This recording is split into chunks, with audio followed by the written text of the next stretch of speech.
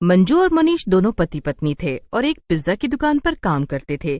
एक दिन जब देर रात में वो दोनों काम खत्म करके जा रहे थे, तभी उनका बॉस उन्हें कहता है, सुनना तो जरा मंजू और मनीष, हमें अभी अभी एक पिज्जा केक का ऑर्डर आया है, तो तुम लोग उसे पूरा करके घर जाओ।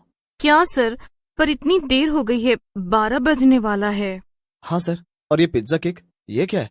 देखो, तुम्हें पिज्जा से केक बनाना है और ये ऑर्डर का काम तुम दोनों को ही करना होगा। अगर तुमने कर दिया तो मैं तुम्हें सैलरी के साथ बोनस भी दूंगा। इतना बोलकर बॉस दुकान से निकल जाता है और मनीष मंजू सोच में पड़ जाते हैं। वो जल्दी से कई सारे पिज्जा बना लेते हैं और फिर उन्हें एक के ऊपर एक रख के पिज्जा केक तैयार कर लेते हैं। तभी मनीष उस घर का एड्रेस पता करता है जहाँ से वो ऑर्डर आया था। मंजू, ये घर तो यहाँ से काफी दूर है और इस पर यह भी लिखा है कि हमें वहां पहुंचने से पहले एक भी कॉल नहीं करनी है, बिना फोन किए ही ऑर्डर पहुंचाना होगा। उफ़ो, कैसे अजीब लोग हैं, कितनी अजीब अजीब सी शर्तें हैं इनकी। खैर जल्दी चलो, ये काम खत्म करके मुझे घर जाना है और सोना है। बड़ी तेज नींद आ रही है। मनीष और मंजू बाइक पर बैठकर निकल जाते हैं पिज्जा केक का ऑर्डर देने। जब वो लोग उस घर के बाहर पहुंचते हैं तो देखते हैं घर की लाइट्स ऑफ थी। उस घर के बगल में भी एक घर था और इस पूरे इलाके में सिर्फ यही 2 घर थे। ये क्या, कितना मनहूस इलाका लग रहा है ये। मनीष, छोड़ो ना मंजू, हमें क्या, तुम जल्दी से घर की डोरबेल बजाओ ना।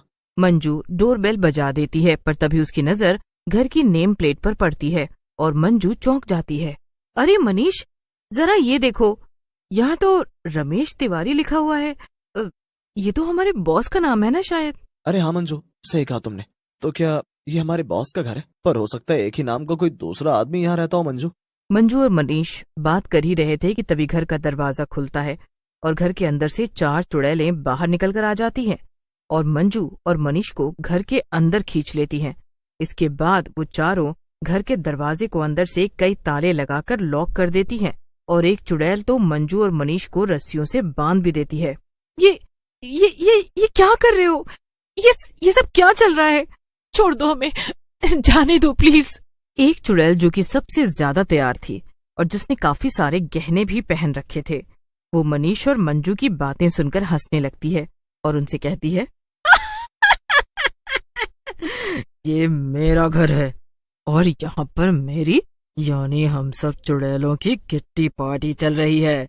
वो पिज्जा केक तो बस एक बहाना था, हमें तो बस पार्टी के लिए इंसानों को खाना था। क्या, ये सब कैसे हो सकता है? यही तो हुआ है पागल औरत।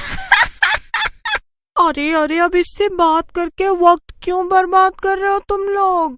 हम वापस से अपनी किट्टी पार्टी शुरू करते हैं।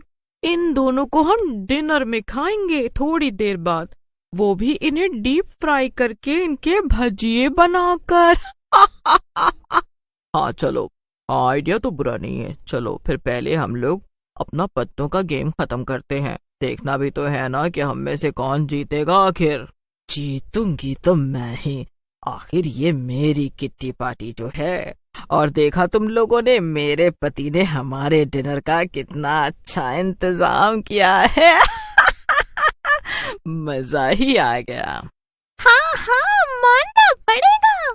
इतना बोलकर चारों चुड़ैलें मंजू और मनीष को वहीं बंधा हुआ छोड़कर वापस रखी टेबल पर पत्ते खेलने लगती हैं। मंजू, अब हम क्या करें? कैसे बचाएं खुद को?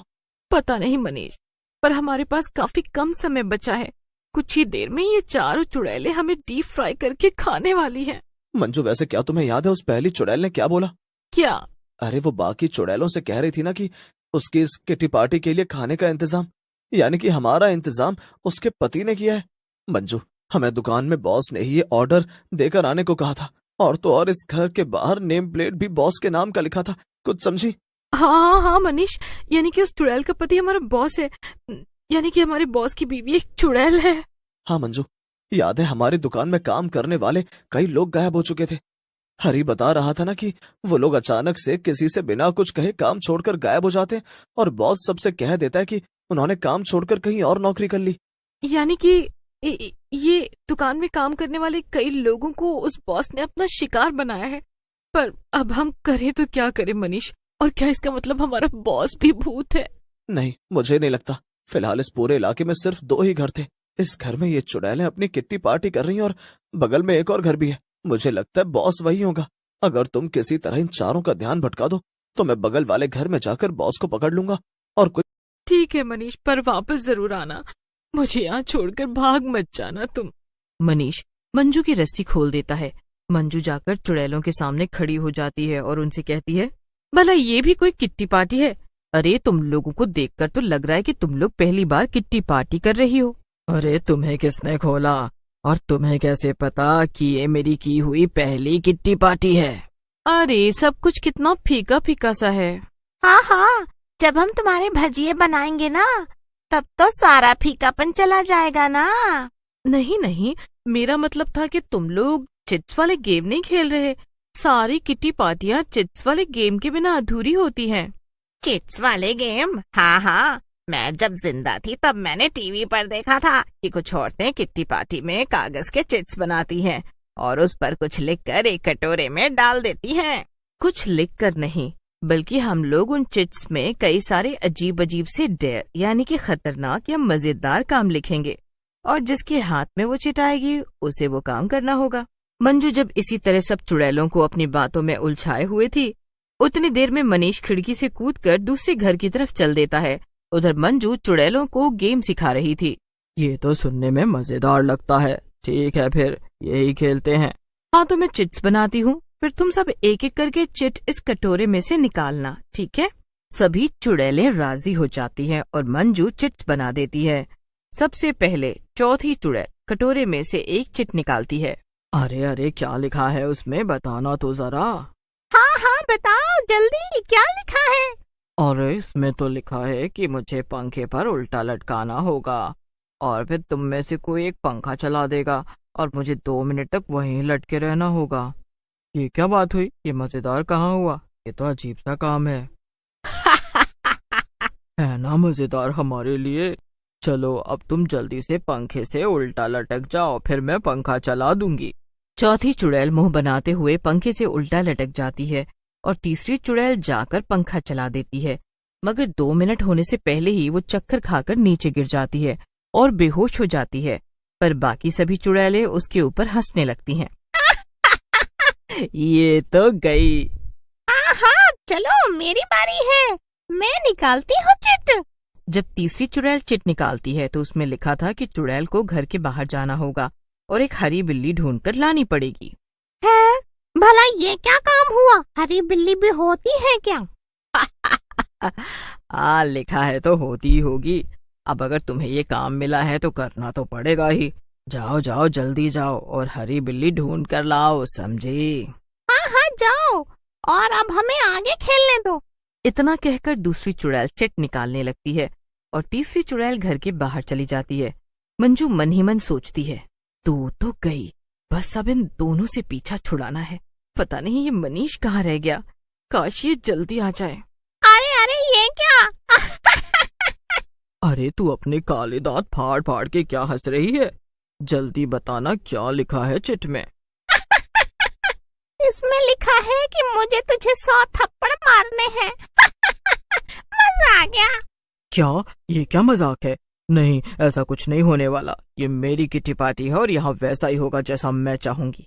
अरे नहीं, तूने ही तो कहा था कि सबको गेम खेलना ही पड़ेगा। ये तो चीटिंग हुई ना, मैं तुझे थप्पड़ मार कर रहूंगी। इतना बोलकर दूसरी चुड़ैल पहली चुड़ैल की तरफ बढ़ती है और दोनों की लड़ाई हो जाती है।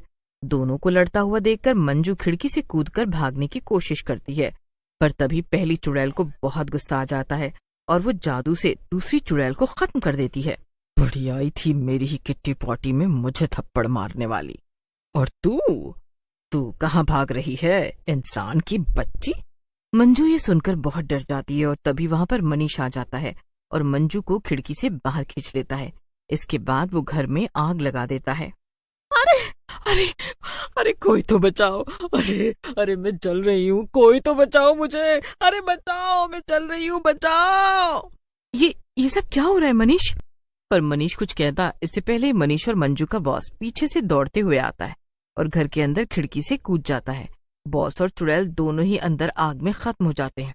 मंजू मैं बताता हूँ, ये दोनों घर बॉस के ही थे। इस घर में पहले बॉस अपनी पत्नी के साथ रहते थे, पर एक दिन इसी घर में बॉस की पत्नी की मौत हो गई, जिसके बाद वो चुड़ैल बन गई उसे इस घर से बहुत प्यार था, इसीलिए उसकी जान भी इसी घर में बसी थी। और अब जब मैंने चुड़ैल से पीछा छुड़ाने के लिए ये आग लगा दी घर पर, तो वो भी अंदर कूद गया।